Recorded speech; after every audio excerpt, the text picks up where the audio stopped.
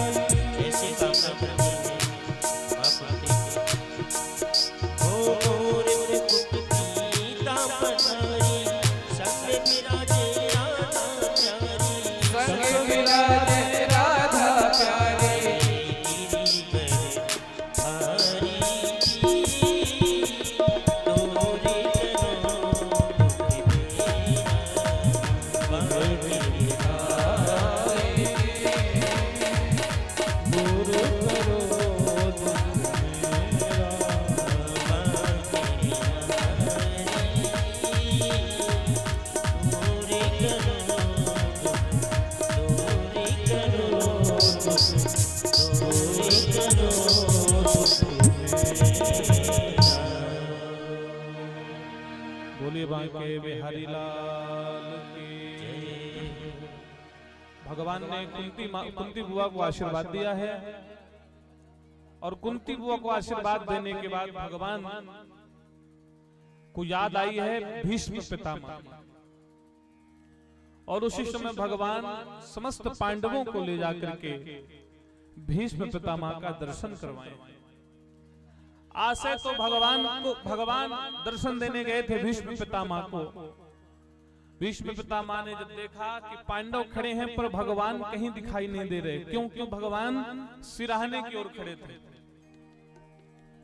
युधिष्ठिर से भीष्म पितामह ने पूछा, क्यों युधिष्ठिर, भगवान श्री कृष्ण नहीं आए हैं क्या? युधिष्ठिर ने कहा, नहीं पितामह, भगवान श्री कृष्ण आए हैं, आपके सिराहने खड़े हैं। ओ भीष्म पितामह ने निवेदन किया हाथ जोड़ करके कि हे कृष्ण, मैं इस समय हाथ भी नहीं जोड़ सकता। क्यों? क्योंकि मेरे प्रिय अर्जुन ने मुझे बाणों से, महाराज बाणों की सैया पे मुझे लिटा दिया है, चारों तरफ बाण मेरे चुभे हुए हैं, इसलिए मैं तुझे प्रणाम भी नहीं कर सकता। पर मेरा मुख केवल छोड़ रखा है उसने, उसी मुख से मैं ये कह रहा हूं कि हे कृष्ण, सबसे पहले तो तुम मेरे पांव की तरफ आओ। क्यों? क्योंकि मैं तुम्हें देख पाऊं। जब भीष्म पिता ने इतना कहा तो महाराज भगवान घूम करके सामने पांव की तरफ चले गए।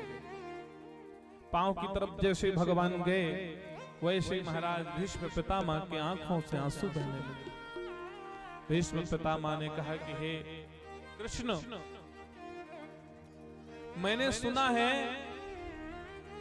तू ऐसी वस्तु स्वीकार करता है जो दोषों से रहित हो, और आज मैं तुझे अपनी बुद्धि समर्पित करना चाहता हूं। इति मति, मैं तुझे अपनी मति रूपी बुद्धि समर्पित करना चाहता हूं, क्योंकि ये मेरी जो बुद्धि है ये मेरी पुत्री के समान है, और मेरी पुत्री ये 3 दोषों से रहित है। इस बुद्धि में कौन कौन से दोष होते हैं? 3। बोले इस बुद्धि में एक दोष होता है लोक तृष्णा, और एक होता है पुत्रेष्णा, और एक होता है वित्तेष्णा। 3 प्रकार के दोष होते हैं इस बुद्धि में। पहला होता है पुत्रेष्णा, हमें पुत्र हो जाए, ये बुद्धि का दोष है, क्योंकि यहीं से तो बुद्धि फंसती है महाराज।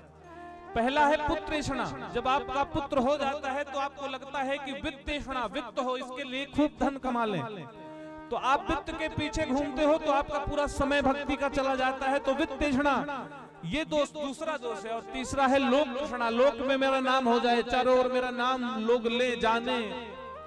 तो ये जो 3 प्रकार के दोष होते हैं बुद्धि में, हे कृष्ण मेरी जो बुद्धि है ये 3 प्रकार के दोषों से रहित है। मेरी बुद्धि में ये 3 प्रकार के दोष नहीं है।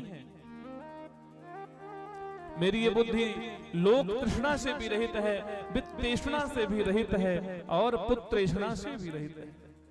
हे कृष्ण मेरी ये बुद्धि सर्वथा तेरे योग्य है। मैं चाहता हूं कि आज मेरी बुद्धि रूपी पुत्री का विवाह तुमसे हो जाए। और महाराज भगवान ने भीष्म पितामह से पूछा कि हे भीष्म पितामह, आप जैसे भक्त के लिए, आप जैसा भक्त का मुक्त होने के लिए ये बुद्धि समर्पित करने वाली ऐसी कौन सी बात है?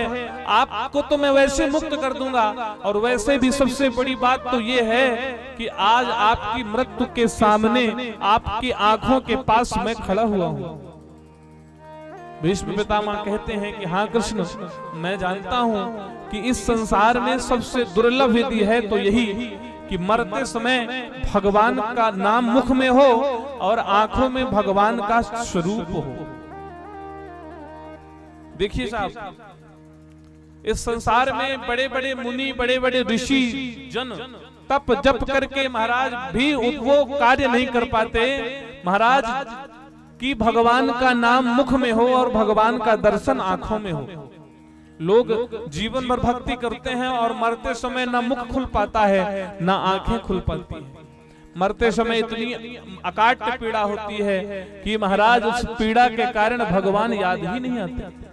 उस पीड़ा के बाद भी यदि जो मनुष्य भगवान का नाम मुख में और भगवान का स्वरूप आंखों में ले आता है, उसके जीवन की महाराज बड़ी सुंदर गति होती है। लेकिन महाराज समस्या ये है कि मरते समय तो इतनी पीड़ा होती है महाराज, कंठावरोधन विधौ कर्णम कुतस्ते, कंठ अवरुद्ध हो जाता है, आंखों में दिखाई देना बंद होता है, शरीर में कांटे चुभने लगते हैं महाराज। उस पीड़ा के कारण व्यक्ति भगवान को याद ही नहीं कर पाता। इसीलिए गोस्वामी तुलसीदास जी ने रामचरितमानस में बड़ी दिव्य बात कही है, जन्म जन्म मुनि जतन कराही अंतुराम कह आवत नाही। महाराज जन्म जन्म मुनि यतन करते हैं, जतन करते हैं, भगवत नाम रखते हैं, भगवान को रखते हैं, लेकिन इसके बाद भी वो भगवान को नहीं भज पाते। आज तो भीष्म पितामह कहते हैं, आज तो मेरे समान भाग्यशाली कोई दूसरा नहीं जिसके मुख में आपका नाम चल रहा हो और मेरे आंखों के सामने आपका स्वरूप नहीं, पूरे रूप को लेकर आप सामने खड़े हो। प्रभु आज तो मेरे से बड़ा भाग्यशाली कोई नहीं। हे कृष्ण, अब आप एक बार मुझे अपना पुराना स्वरूप दिखा दीजिए, जहां पर आप शंख चक्र गदा पद्म आदि लिए हुए जिस दर्शन को अर्जुन को आपने कराया, जो दर्शन आपने महाराज संजय को कराया, जो दर्शन आपने महाराज गांधारी को कराया, वही दर्शन आज आप मुझे करा दीजिए। भगवान ने जब सुना भीष्म पितामह की व्याकुलता भरी बातें, तो महाराज भगवान मुस्कुराए और कहने लगे, हे पितामह, आपका मैंने हरदम सम्मान किया है, भला आज मैं कैसे आपकी बात को नकार दूंगा। आज आप जो कहेंगे मैं वो करूंगा। और महाराज उस समय तुरंत महाराज भगवान ने अपने चतुर्भुज रूप में आकर के भीष्म पितामह को दर्शन दिया है।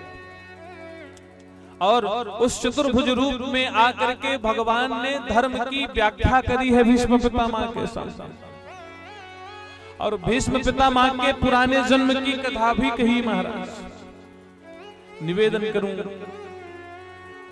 बाणों की शैया में पड़े हुए भीष्म पितामह ने भगवान के उस चतुर्भुज रूप का दर्शन किया, प्रणाम किया, और प्रणाम करने के बाद महाराज उनके प्राण भगवान के श्री चरणों में विलीन हो गए। भगवान ने युधिष्ठिर आदि पांचों पांडवों को ले जाकर के महाराज उनके घर छोड़ा, और भगवान चलने की तैयारी करने लगे। इधर अर्जुन भी भगवान के साथ भगवान को छोड़ने द्वारिका गए। कथा को महाराज सुखदेव जी महाराज ने बताया कि उसी समय कुछ समय बाद उत्तरा के गर्भ में जो बालक पल रहा था, जिसकी भगवान ने रक्षा करी थी, वो बालक जन्म लेता है। महाराज इसलिए उसका नाम पड़ता है विष्णुराज, क्योंकि गर्भ में भगवान ने जाकर रक्षा किया है, इसलिए नाम पड़ा विष्णुराज। लेकिन बालक जिसकी गोद में आता, उसी को देखने लगता टकटकी लगाकर। जिसकी गोद में जाता महाराज ढूंढने लगता कि जो महापुरुष मुझे गर्भ में पहचाने गया था, वो महापुरुष कहाँ है। और जिसकी गोद में जाता उसी को देखने लगता। इसलिए महात्माओं ने उनका नाम परीक्षित रखवा दिया। महाराज परीक्षित का जन्म होता है। परीक्षित को देखने के लिए भगवान और अर्जुन स्वयं आते हैं एक दिन के लिए, और फिर भगवान अर्जुन देख करके चले जाते हैं। महाराज समय व्यतीत होता है, कई वर्ष पूर्ण होते हैं। महाराज एक दिन युधिष्ठिर को बुरा सपना होता है। महाराज तेल की नाव दिखाई देती है। महाराज रात्रि में महाराज कुत्तों का भौंकना, महाराज रोना, कुत्तों का रोना सुनाई देता है। बड़े परेशान हो गए, दिन में जगे और विचार करने लगे। उसी समय महाराज अर्जुन अपने वस्त्रों का परित्याग करके, मुकुट का परित्याग करके, धनुष का, गांडीव का परित्याग करके महाराज अर्जुन पहुंच गए युधिष्ठिर के पास। युधिष्ठिर को उस रूप में जब अर्जुन को उस रूप में जब युधिष्ठिर जी ने देखा, तो महाराज हाहाकार कर पहुंच गए अर्जुन के पास। अरे अर्जुन, तेरा ये रूप किसने बना दिया? तेरा मुख काला काला लग रहा है, तू दुबला हो गया है, तेरी आंखें घुस गई हैं, तेरा वो मुकुट कहाँ है जिसको पहनने के बाद तू किसी राज्य का राजकुमार दिखाई देता था? तेरी वो गांडीव कहाँ है जिस गांडीव के प्रत्यंचा चढ़ाते ही आकाश डोल जाता था, कांप जाता था? तेरे वो बाण की तरकसे कहाँ हैं जो धनुष पर चढ़ने के बाद पृथ्वी कंपायमान हो जाती थी? अरे तेरा वो रेशमी पटका कहाँ है जिसे पहनने के बाद तेरी बाजुओं की शोभा बन जाती थी? अरे अर्जुन, तुझे क्या हो गया? तूने किसी गाय की हत्या कर दी क्या? या तुझसे कोई ब्राह्मण की हत्या हो गई क्या? क्या तू किसी शरणागति की रक्षा नहीं कर पाया? तेरे साथ क्या हुआ मुझे बता। तब अर्जुन अपने बड़े भाई के महाराज हृदय पर अपना सर रखकर रोने लगे। रोते हुए अर्जुन ने बताया कि भैया, मैंने आज अपनी आंखों से भगवान को गोलोक जाते हुए देखा है। आज भगवान बांके बिहारी हमें छोड़कर गोलोक धाम चले गए, हमें छोड़कर सदा सदा के इस धरती से चले गए। अब हम किसके सहारे जिएंगे भैया? अब हम कहाँ जाएंगे? अब हमारी रक्षा कौन करेगा? अब हमारा मार्गदर्शन कौन करेगा? जब भी हमें दुख आएगा तो हमें उस दुख से बाहर कौन करेगा भैया? ऐसा कहकर अर्जुन खूब रोने लगे। ये बात कुंती मैया ने सुना कि कृष्ण यहाँ से चला गया, धरती छोड़कर गोलोक चला गया। तो कुंती सुनते ही धड़ाम से गिरी हैं और उनके प्राण समाप्त हो गए। कुंती ने वहीं प्राणों का त्याग किया है और कुंती ने प्राणों का त्याग करके महाराज पांडवों ने अपने सब महाराज पौत्र परीक्षित को बुला करके पूरा राज्य अभिषेक करा के राजा बना दिया। परीक्षित ने कहा बाबा मैं अभी छोटा हूँ, दादाजी मैं अभी छोटा हूँ, आप मुझे राजा बना रहे हैं, मुझे राजा के बारे में कुछ पता नहीं है। युधिष्ठिर ने कहा बेटा सब धीरे धीरे पता लग जाएगा, अब तू यहाँ रह, अब हम लोग यहाँ नहीं रह सकते क्योंकि हमारे बांके बिहारी चले गए और अब बिहारी के बिना जीना बेकार है, हम लोग सब चले जाएंगे। महाराज भीम और युधिष्ठिर, अर्जुन, नकुल, सहदेव के साथ द्रौपदी, ये पांचों महाराज यात्रा पे चल दिए और कहते हैं भगवत यात्रा करते हुए महाराज कुंती तो पहले ही समाप्त हो गई थी, बीच में महाराज द्रौपदी भी समाप्त हो